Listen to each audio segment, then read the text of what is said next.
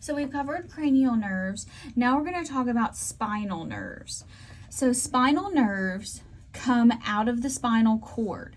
So you have your vertebrae and you have the posterior root, which is going to have the sensory portion, and the anterior root coming out, and that's where you have the motor nerve fibers, and they're going to merge together. And where they merge together, you're going to get this mixed nerve, and it's going to go on out, or the axons are going to go on out.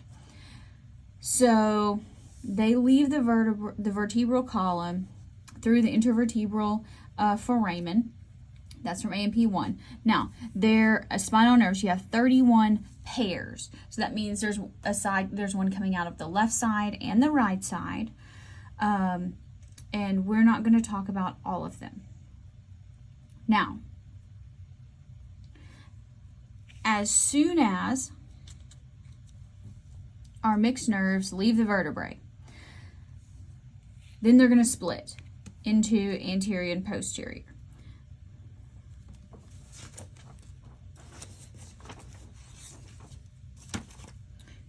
That's not right. Anterior and posterior are out of the spinal cord. They're going to split into these ramus, or a ramus. Plural is rami, R-A-M-I. So you're going to have the dorsal, so that's going to be on the back side. And then you're going to have the ventral, that's going to be on the belly side.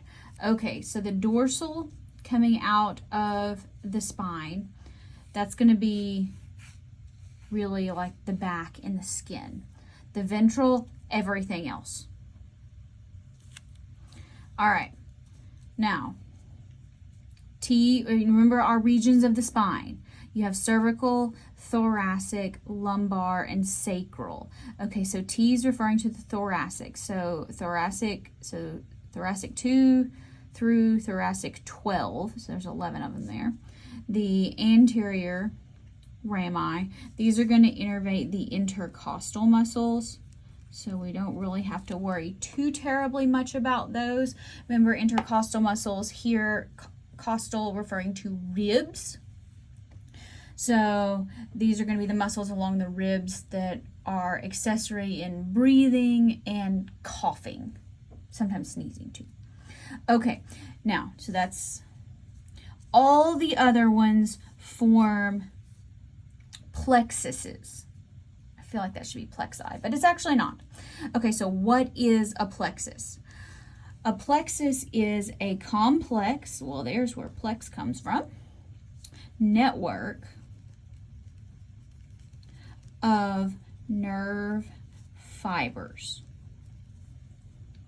Okay, so this is really important.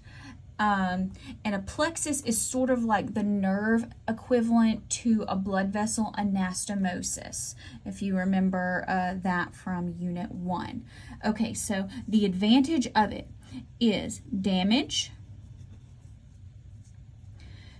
to one area of nerve fibers does not completely paralyze or anesthetize, if we're talking about, so paralyzed would be motor, anesthetized would be sensory, a major area. So again, we're talking about duplication of function. Now, I used to work in the big city, in an area of Birmingham, and where I saw on a fairly regular basis violence, or the medical result of violence. And so the analogy that I like to give, students here is, if you get shot or stabbed, hopefully that will never happen. But in the event that it does, if you get, just because you get shot in the arm or, in the chest, you can still likely move your arm or, move most of your arm.